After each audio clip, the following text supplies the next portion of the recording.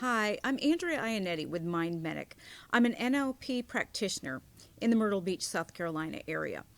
And I've had so many more inquiries as far as, okay, could you please tell me, is this scientifically backed up? This NLP stuff, which is neuro linguistic programming. And basically, it's the connection with your thoughts and your feelings, and from there, your ultimate destiny as to whatever path with the neural pathways that you have created within your brain will lead you. And I wanted to give a little anecdote as to the science and how true this is. There was a case wherein a man had actually, in the middle of the night, had been sleepwalking, and he drowned his wife in the pool.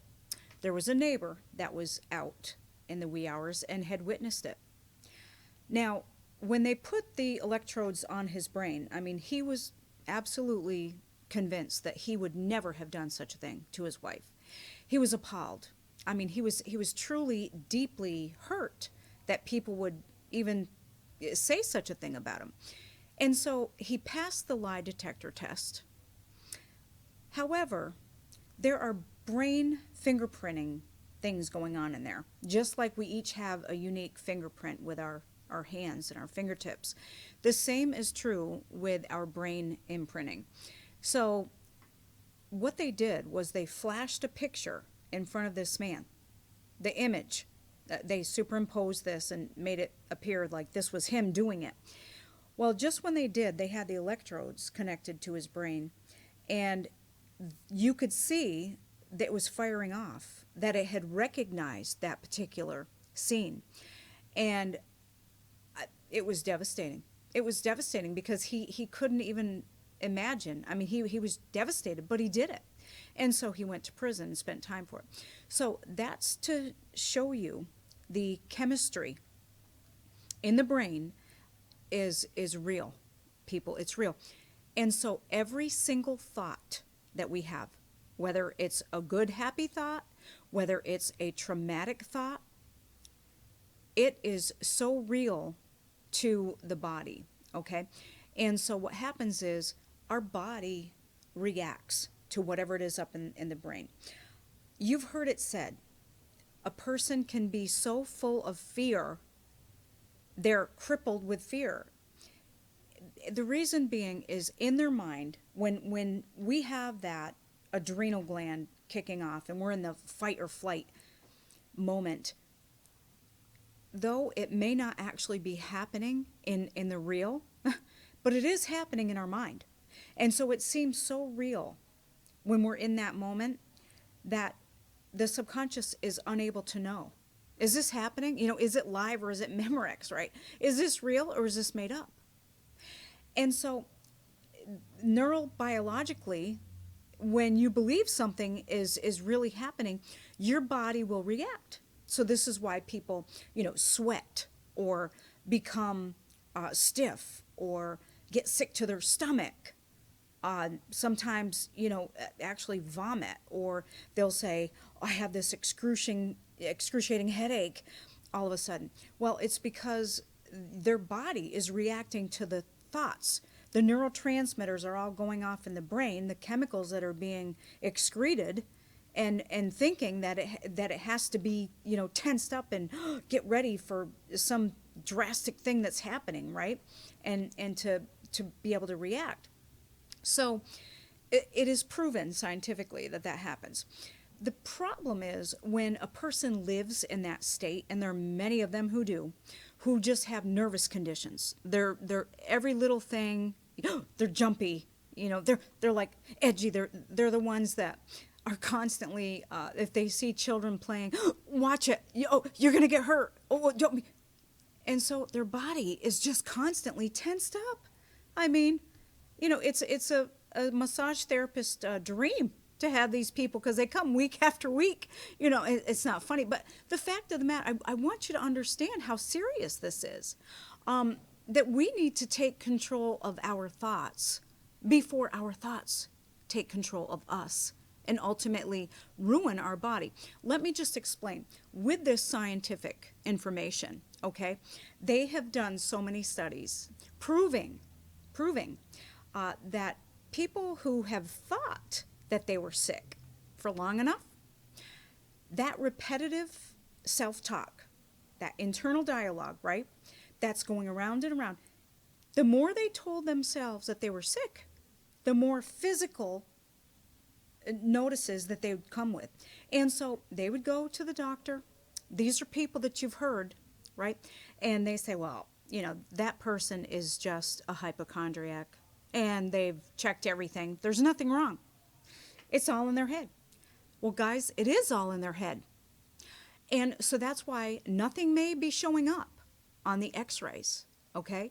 Nothing may be showing up in the blood. But guys, it's real. It's real. And what happens is those negative emotions, those fears, that shame, guilt, and everything is going to find its way into some parts of your body, okay? And when it does, it's pretty comfortable and it will stay. It won't leave until you give it permission. And again, it's all in the mind. It starts here and it works its way through the body. So it literally is a thing. And I want to give you another anecdote. There was a lady and she had an accident on a hammock.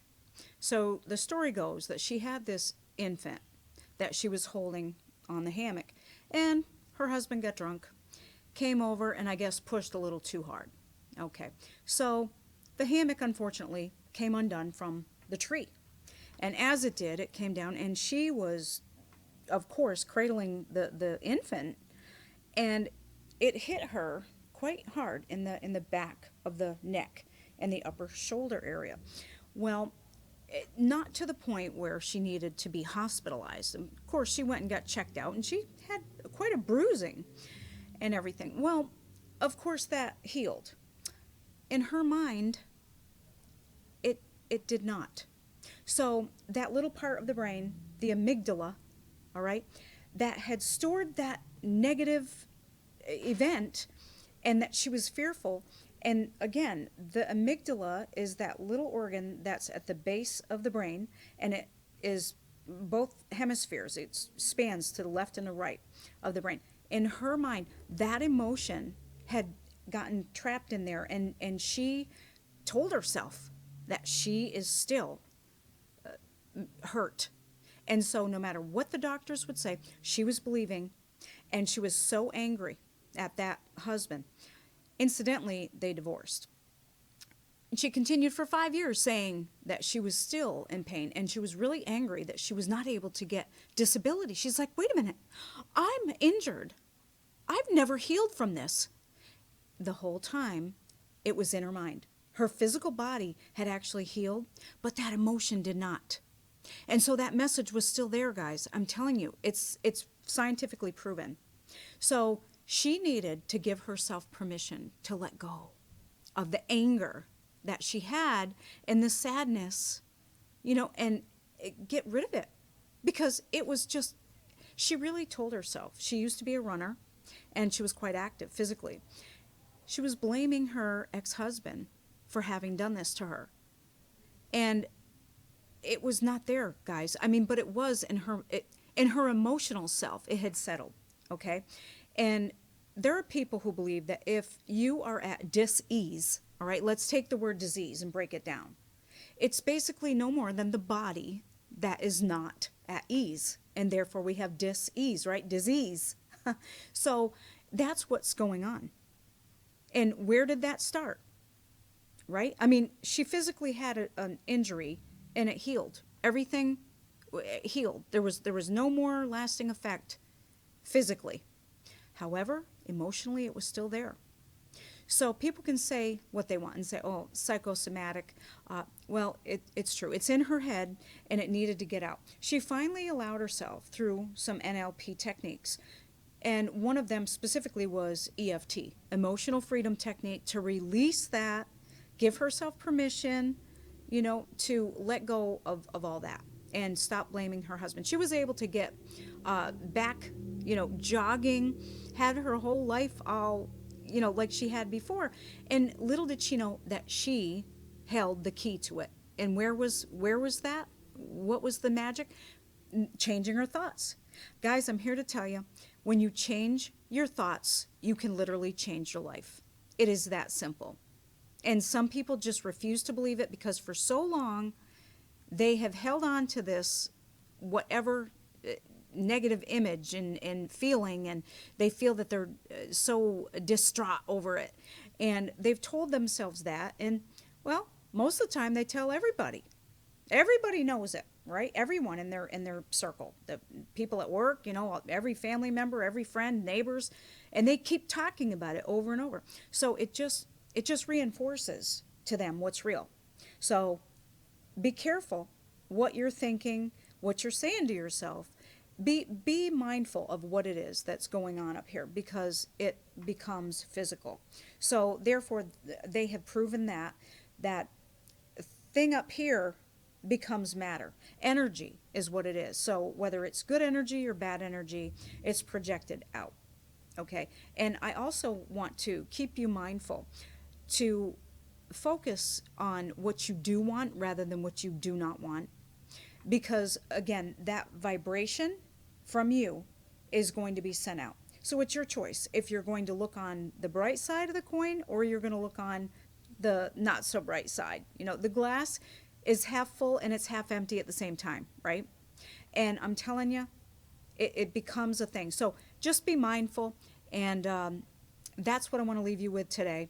Be positive, believe that good does happen and that people are good, and then it becomes. I'm just believing that with the energy, and they've proven it, you are able to create a better future for yourself by thinking positive thoughts, believing that good is happening, and then you'll see things will change. So just do this for like a week and see what happens. Just wake up, and no matter what's going on, you direct your thoughts, you control your thoughts rather than them controlling you. And so stay positive. Until next time, everybody, I'm Andrea Inetti.